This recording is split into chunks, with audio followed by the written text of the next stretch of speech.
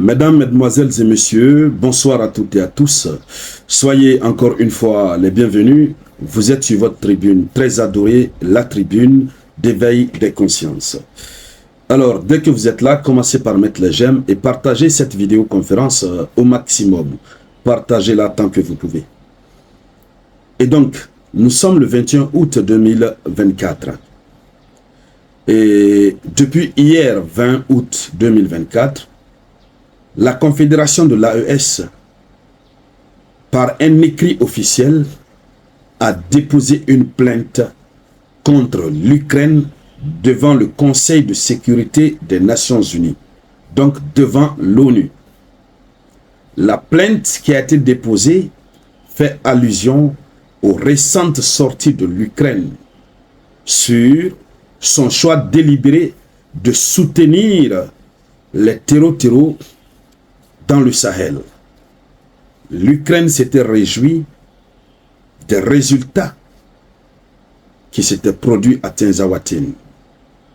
Et donc c'est dans cette logique que le gouvernement de ces trois États qui se sont mis ensemble pour former la confédération de l'AES ont décidé de porter une plainte officielle devant l'organe compétent en la matière, qui n'est autre organe que l'ONU, le Conseil de sécurité de l'ONU.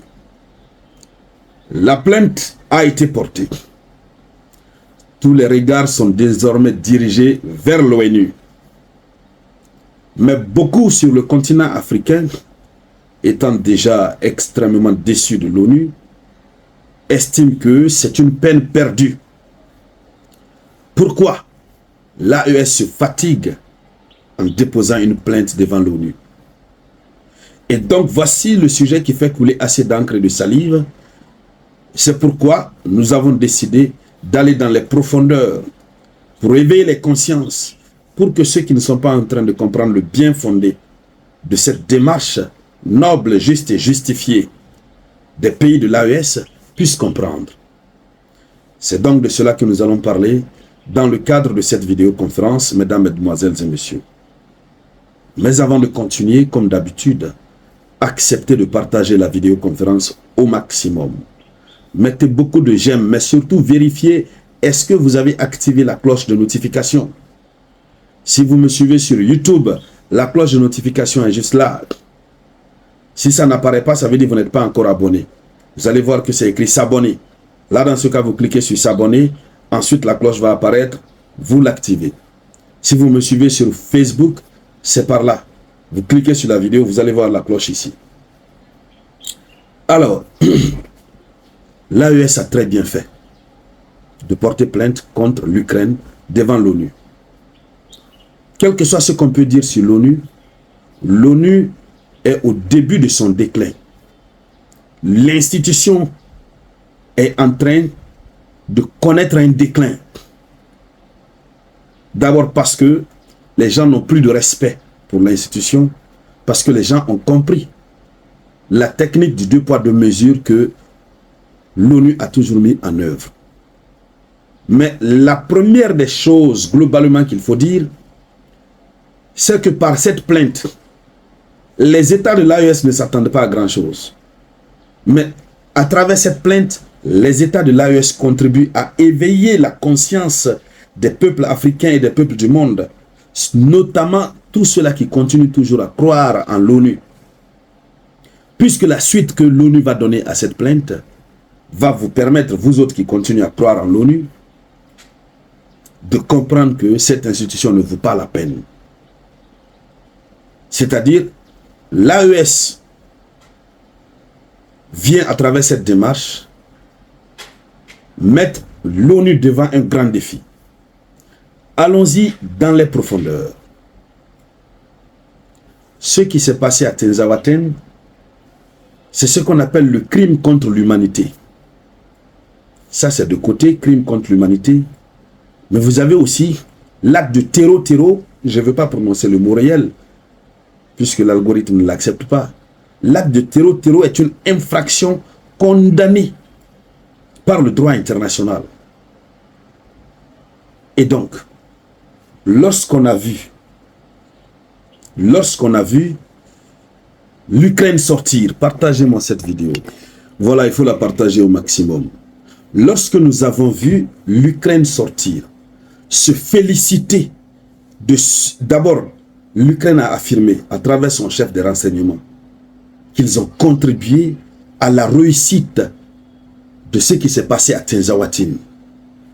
Un ambassadeur ukrainien, pas juste un simple citoyen, mais un diplomate, qui est sorti pour dire, effectivement, ils ont contribué et que ça a été une réussite et qu'ils attendent d'autres résultats lorsqu'ils ont de façon concordante reconnu leur participation à ce qui s'est passé à Tenzawatine.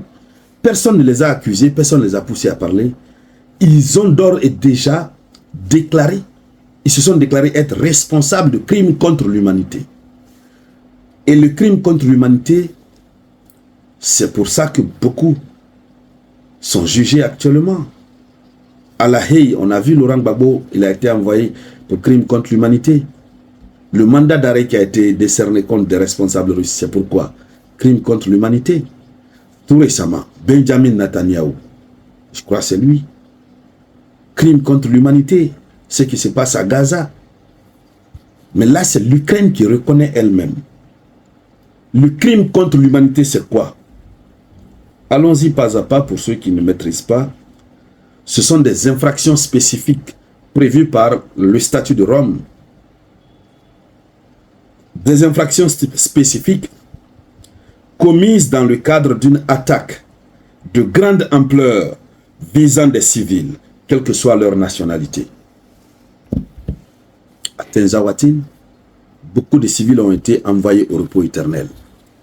Allons-y. Selon l'article 7 du statut de la CPI, le crime contre l'humanité, c'est tout acte inhumain à caractère analogue causant intentionnellement de grandes souffrances ou des atteintes graves à l'intégrité physique ou à la santé physique ou mentale. Limitons-nous là. Donc déjà, par ce fait, vous avez que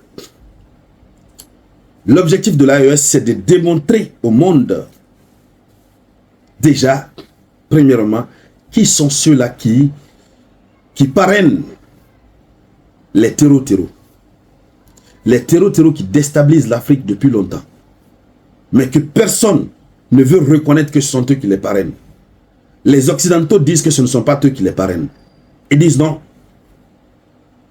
À travers cette plainte, au compte de laquelle on a déjà découvert un des parrains, qui est l'Ukraine. Or, on sait que l'Ukraine ne travaille pas seule. L'Ukraine travaille avec les Occidentaux, notamment les États-Unis d'Amérique et autres. Ça prouve déjà que l'ONU, qui fait semblant de lutter contre les trucs de terreau, l'ONU a déjà la liste des parrains. Si on met sur le chef de l'Ukraine, il va montrer les autres parrains avec qui il travaille, avec qui il a travaillé en connivence pour la réussite de ce qui s'est passé à Tenzawatine. Première des choses. Deuxièmement, cette plainte va permettre,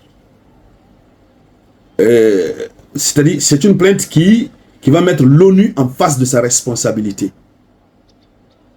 Oui, le monde a désormais les regards tournés vers l'ONU. Qu'est-ce que l'ONU va faire? Troisièmement, on sait que l'ONU va presque rien faire, mais ça va permettre au monde entier de connaître qui est l'ONU, qui est cette organisation. Puisqu'on a toujours dit que quand ça ne les arrange pas, ils actionnent la CPI pour décerner un mandat d'arrêt. Mais quand ça les arrange, ils font bouche bée. Cette fois-ci, ça se passe sur le territoire africain. Les Africains suivent ça. Voici globalement ce qu'il faut dire. Oui. Donc, cette plainte est d'une importance capitale. Ça va ouvrir les yeux des Africains. Mais plus particulièrement ceux qui ne croient pas souvent en ce que nous autres nous disons. Quand nous disons ici que l'ONU est comme si l'ONU est comme ça. C'est ça. Donc, mesdames, mesdemoiselles et messieurs, nous disons merci à l'AES pour cette plainte. Et nous allons suivre l'évolution.